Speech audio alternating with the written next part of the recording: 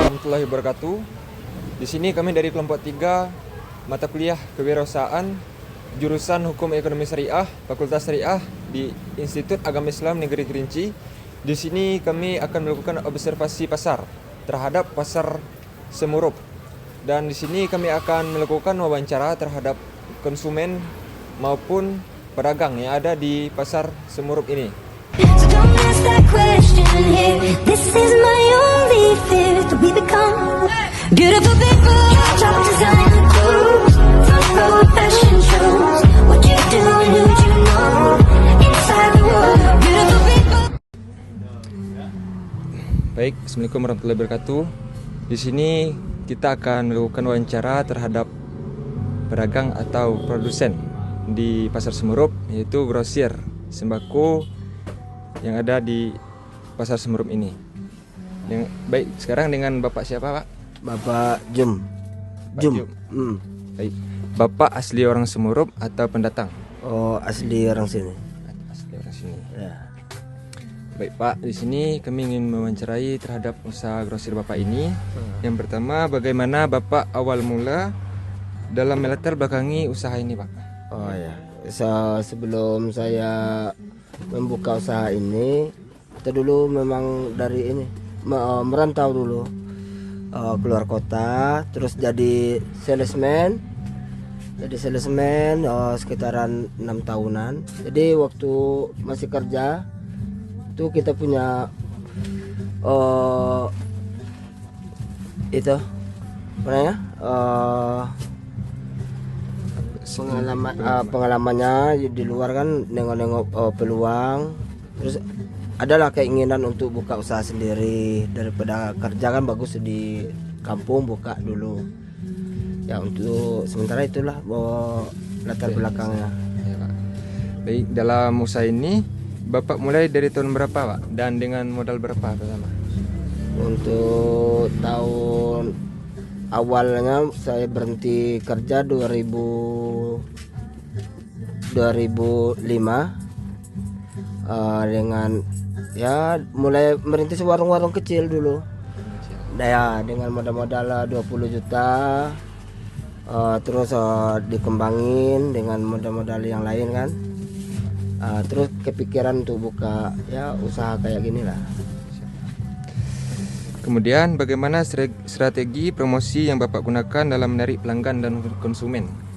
Ya, untuk yang waktu itu mulai buka usahanya, kebetulan waktu itu memang kita punya radio sendiri, Andalas FM.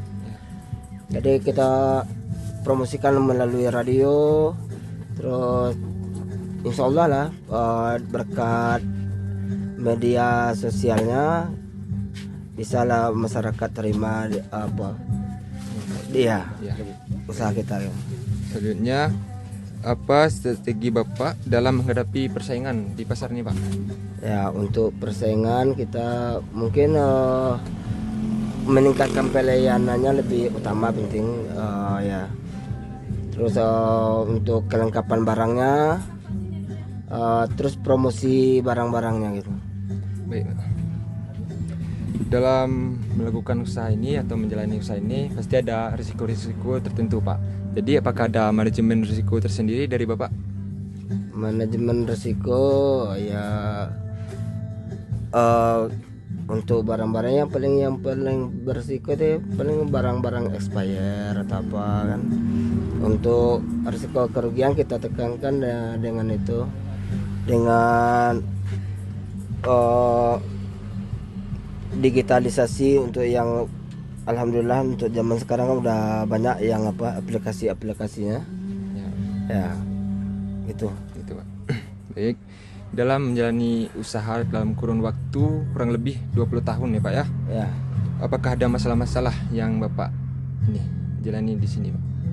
untuk masalah alhamdulillah kita ya masalah dikit-dikit tuh gesekan sosialnya mungkin ada, tapi yang untuk yang lebih berat nggak ada lah. Nggak ada, Ya, ya. Baik, di sini saya sedang bersama dengan Ibu siapa?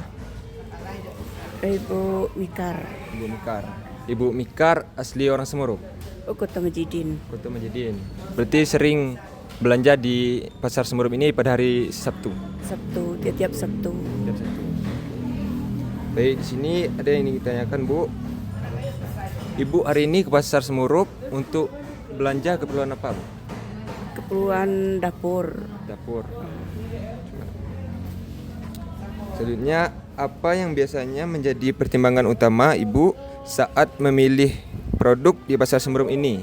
Baik dari segi harga, kualitas, ataupun merek dan juga pelayanan dari pedagang. Gimana Bu? Soal harga, Harga.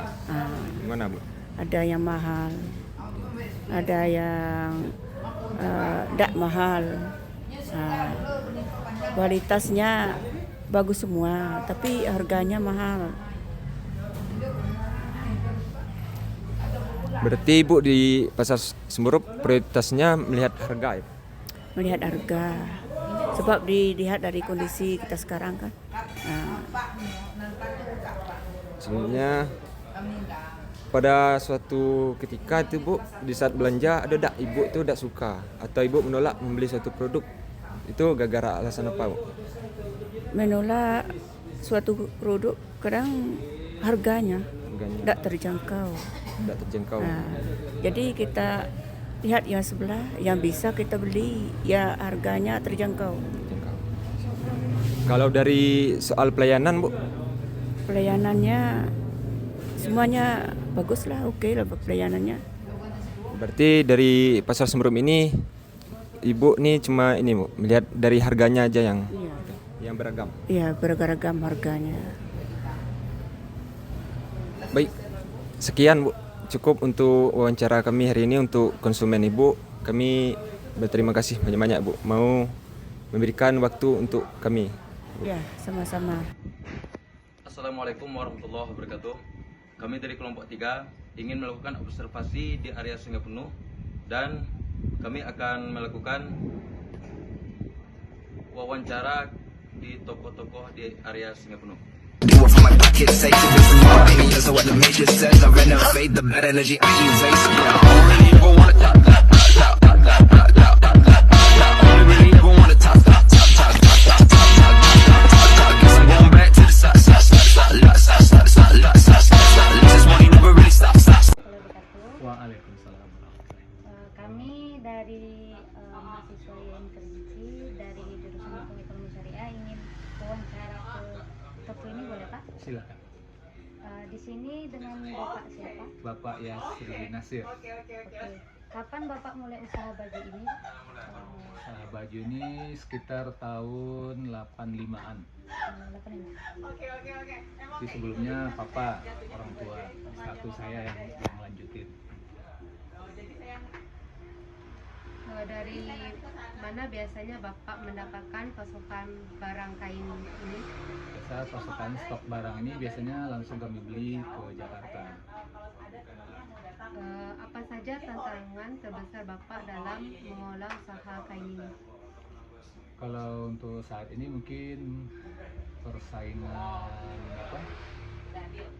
harga antara toko, mungkin tergantung saking banyaknya macamnya barang, dan juga salah satunya mungkin bisa jadi tantangan sekarang ini itu online shop gitu.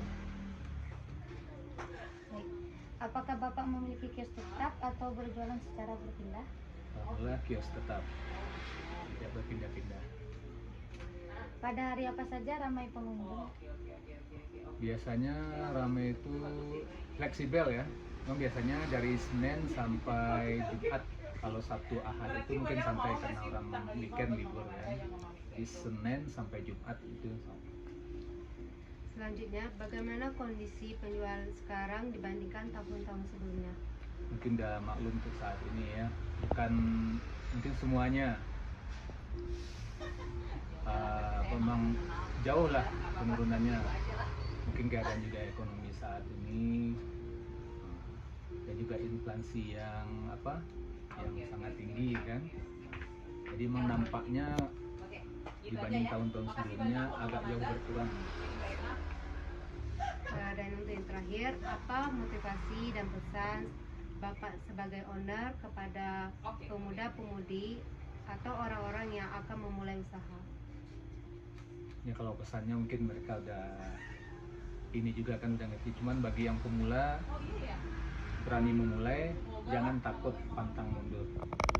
Pokoknya berusaha itu insya Allah akan dimudahkan, dan masing-masing kita kan rezekinya insya Allah, sedangkan nyamuk semut aja ada rezekinya kalau kita berusaha. Baik Pak, itu saja kami wawancara Bapak pada pedagang kain hari ini. Terima kasih Pak. Sama-sama, semangat ya, kuliahnya semoga lancar sampai wisuda yudisium ya. Assalamualaikum warahmatullahi wabarakatuh. Waalaikumsalam warahmatullahi wabarakatuh. Kami dari mahasiswa YN Kerinci ingin mewawancarai Ibu sebagai pedagang toko batik Incong GNC. Apakah Ibu bersedia? Baiklah Ibu. Ibu atas nama siapa? Ibu Emeliawati. Sudah berapa lama Ibu berjualan di sini? Batik Incong GNC berdiri pada tahun 2016 ya, Agustus 2016. Jadi sudah sekitar 8 tahun. Baik Bu, apa jenis dagangan utama yang Ibu jual di sini? Di Batik Incong itu menjual bahan-bahan batik yang ciri khas, motifnya itu ciri khas kota Sungai Penuh dan Kabupaten Kerinci, dan bahan-bahannya juga ada bahan katun, bahan dobi, ada kain tengkulu, ada bahan katun sutra, ada laca, dan ada juga topi, baju kaos. Ya Bu, terus dari mana asal barang dagangan tersebut? Batik Incong GNC itu merupakan produksi sendiri ya, kita produksi di sini. Apakah Ibu memiliki kios tetap atau berjualan secara berpindah? Untuk saat ini kita masih berjualannya di sini. Baik Bu, pada hari apa saja pasar biasanya paling ramai pengunjung? Pasar. Yang ramai itu biasanya ada acara-acara atau event-event tertentu, mungkin ulang tahun kota, atau itu mungkin pesanannya lebih banyak, mungkin ada perpisahan. Nah, gitu. Baik Bu, bagaimana kondisi penjualan sekarang dibandingkan tahun-tahun sebelumnya? Kondisi penjualan itu lebih meningkat daripada tahun-tahun sebelumnya. Lebih banyak yang peminat batik Incong.